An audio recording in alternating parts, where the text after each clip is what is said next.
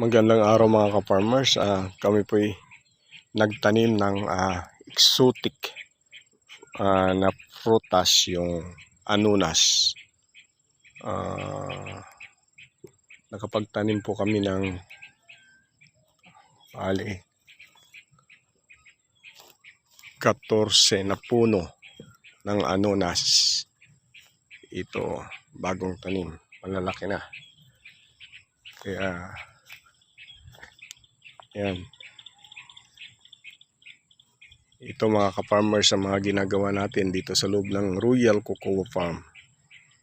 Hindi lang kakao ang tinatanim natin dito, kundi iba't ibang klase ng prutas.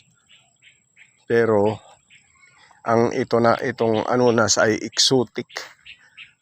Exotic fruits na ito. Wala na, bihira na kasi nagtatanim ng ganito. Kaya ito ang natin, para at least mayroon pang makikita na exotic food. Kaya mga ka-farmers, paki-like and subscribe po ang Kumaan's Farming. Maraming salamat po.